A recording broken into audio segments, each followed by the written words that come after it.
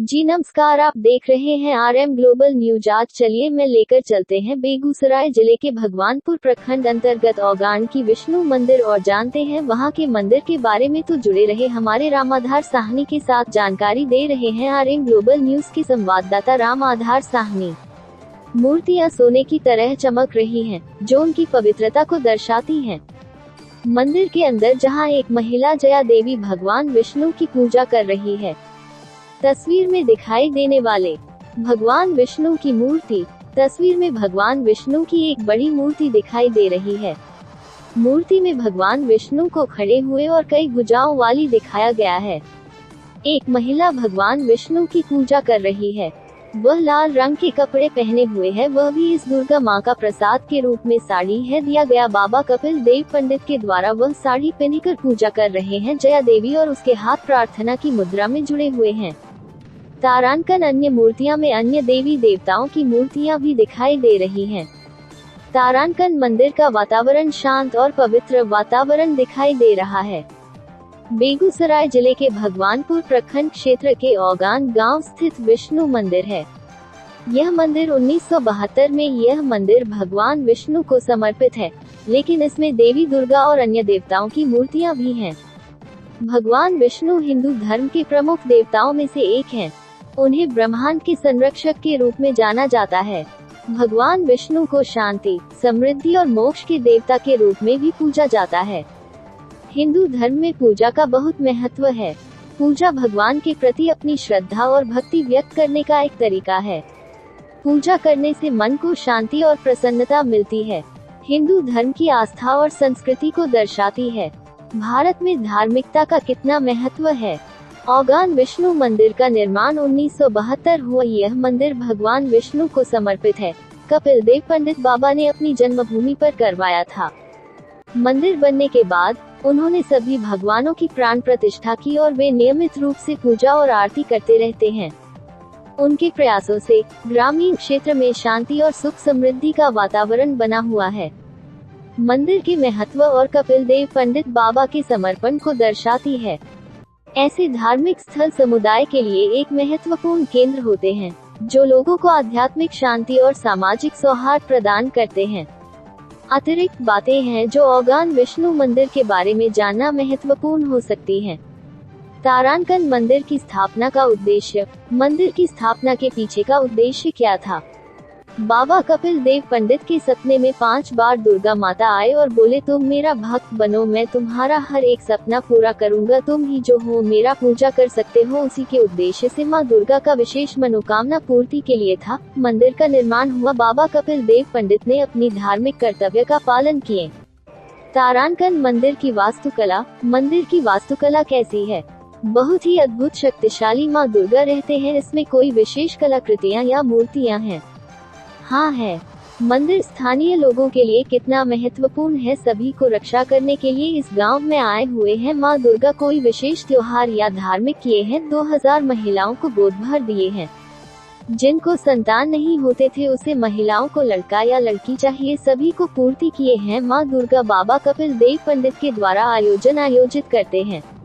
बाबा कपिल देव पंडित के द्वारा ही पूजा करते हुए दिखाई दे रहे हैं।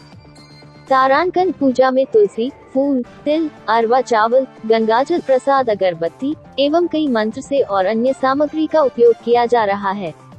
पूजा का समय सुबह 5 बजे, शाम को 6 बजे पूजा चालू होता है। भक्त कपिल देव पंडित के द्वारा ये दृश्य भक्ति और समर्पण का प्रतीक है। तारांकन तस्वीर में कृष्ण जी और लक्ष्मी जी की मूर्तियां दिखाई दे रही हैं। तारांकन मूर्तियां सोने की तरह चमक रही हैं, जो उनकी पवित्रता को दर्शाती हैं। मंदिर का वातावरण शांत और पवित्र दिखाई दे रहा है। तारांकन ये वातावरण पूजा के लिए अनुकूल है। तारांकन बाबा कपिल देव पंडित। तारांकन कपिल देव पंडित जी इस मंदिर के निर्माण करता है। तारांकन वह नियमित रूप से पूजा और आरती करते रहते हैं। तारांकन उनके द्वारा मंदिर में शांति और सुख समृद्धि का वातावरण बना हुआ है। ये तस्वीर हिंदू धर्म में पूजा के महत्व को दर्शाती है। ये हमें ये भी बताती है कि भक्ति और समर्पण से हम भगवान की कृपा प्राप्त कर सकते हैं। औगान बाबा कपिल देव पंडित जी भगवान श्री कृष्ण जी के भक्त हैं और उनकी नियमित रूप से पूजा करते हैं। तारांकन वह ओम नमो भगवते वासुदेवाय, ओम नमो भगवते वासुदेवाय, ओम नमो भगवते वासुदेवाय, ओम नमो भगवते वासुदेवाय का मंत्र का जाप करते हैं। वह औगान में लोगों को ज्ञान भी देते हैं। ये जानकारी बाबा जी के धार्मिक और आध्यात्मिक जीवन को दर्शाती है। ऐसे धार्मिक व्यक्ति समाज में सकारात्मक ऊर्जा का संचार करते हैं और लोगों को सही मार्ग दिखाते हैं। यहाँ कुछ अतिरिक्त बातें हैं जो बाबा कपिल देव पंडित औगान का धार्मिक और सांस्कृतिक महत्व है। ये प्राचीन तीर्थ स्थल है। तारांकन बाबा जी का ज्ञान। बाबा जी किस प्रकार का ज्ञान देते हैं? क्या वह धार्मिक ग्रंथों का अध्ययन करते हैं? हाँ। तारांकन समुदाय पर प्रभाव। बाबा जी का समुदाय पर प्रभाव है। क्या वह लोगों को सामाजिक कार्यों के लिए प्रेरित करते हैं? यह एक मंदिर के अंदर की है, जहां एक महिला जया देवी बहुत ही तकलीफ में थे, दिमागी टेंशन और बीमारी से ग्रसित थे। बाबा कपिल देव पंडित के द्वारा कहा गया कि आप पहले मां का पूजा कीजिए, फिर मां का चमत्कार खुद देख लीजिएगा। तो जया देवी ने देवी दुर्गा की पूजा कर रही थी, अचानक वो ठीक हो गए। उसी दिन से उनको भी विश्वास हो गया कि सच में यहाँ मां शक्ति का वास है। देवी दुर्गा की 3 मूर्तियाँ दिखाई दे रही हैं। बीच वाली मूर्ति में देवी दुर्गा को कई भुजाओं वाली दिखाया गया है। वह देवी दुर्गा की पूजा कर रही है। वह लाल रंग के कपड़े पहने हुए है और उसके हाथ प्रार्थना की मुद्रा में जुड़े हुए हैं। तारांकन अन्य मूर्तियां देवी देवताओं की मूर्तियां भी दिखाई दे रही हैं, जिनमें देवी लक्ष्मी और भगवान विष्णु, भगवान श्री कृष्णा की मूर्तियां शामिल हैं।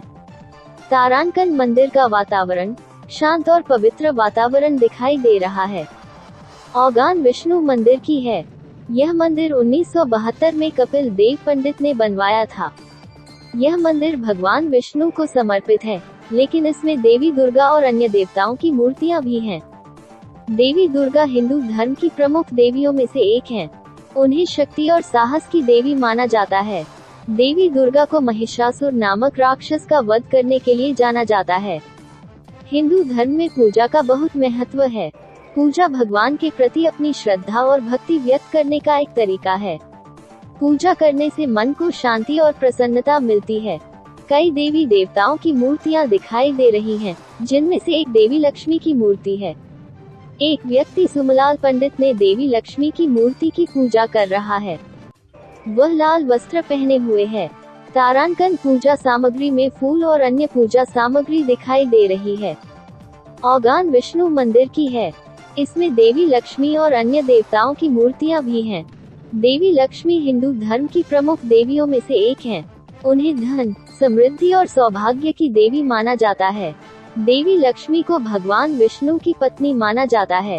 पूजा भगवान के प्रति अपनी श्रद्धा और भक्ति व्यक्त करने का एक तरीका है।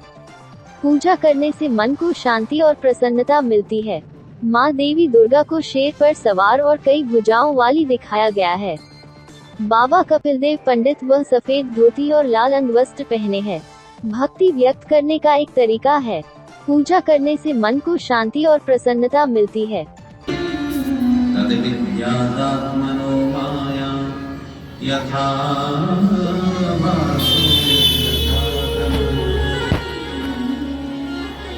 भगवान ने उपदेश दिया ब्रह्मा जी को, अहम एव अग्रे। ब्रह्मा जी, सृष्टि के आदि में एकमात्र मैं ही मैं था, न अन्य, मेरे अतिरिक्त कुछ भी नहीं था। जब आपके अतिरिक्त कुछ भी नहीं था तो ये संसार आपको कैसे बना? प्रभु, आपके अतिरिक्त कम से कम कुछ तो मटेरियल आपके पास होगा जिससे आपने ये सारी दुनिया का निर्माण कर दिया। हवा, पानी, आकाश कुछ तो होगा। भगवान बोले ना, नान्य न सत था न असत, न स्थूल था न सूक्ष्म, न कारण था न कार्य, अहम एव अग्रे आसम एव। सृष्टि के आदि में एकमात्र सिर्फ मैं था। संसार का भगवान बोले संसार बना जब हम अकेले ही थे तो जो कुछ बने सो हम ही बने, और जो कुछ बनाया तो हमने ही बनाया। हम बनाने वाले भी हैं और हम बनने वाले भी हैं। इस बात को बहुत ध्यान से बोलो। जय श्री कृष्ण। संसार में जितने भी कार्य, समस्त कार्यों के दो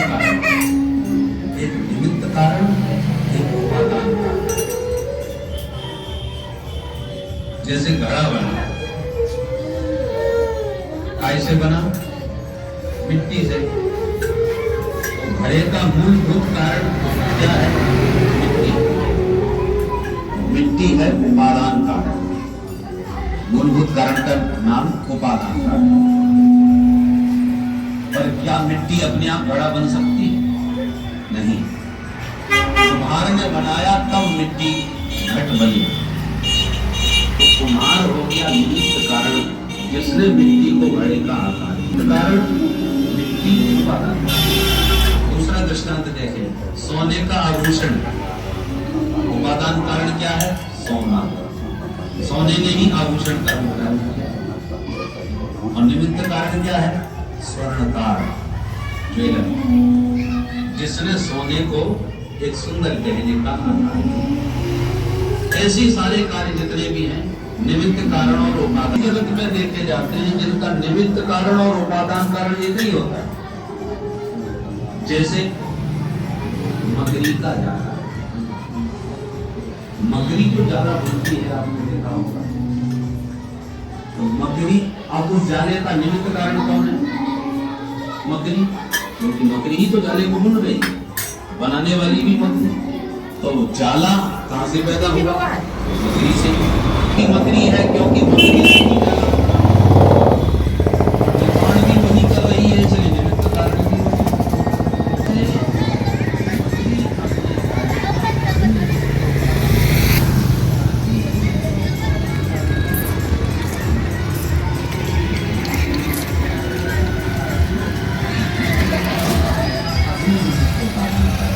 दूसरे दृष्टांत में मोर का पंख।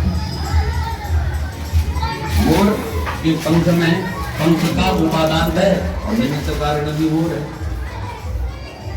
ठीक इसी प्रकार से सारे जगत को बनाने वाले भी भगवान है और सारा जगत बनाने आत्मा अतृप्त जानी पड़ती है। बेटा इसका कारण क्या है? जीवन पर अब तो पेट भर जाए, पर अभी भी अतृप्ति अनुभव होती है। सुख की लगता है अभी भी कभी। तो ऐसा मेरे जीवन में कौन सा तत्व अवशेष रह गया है जिसको पाकर के मैं एकदम तृप्त हो जाऊं, परिपूर्ण हो जाऊं?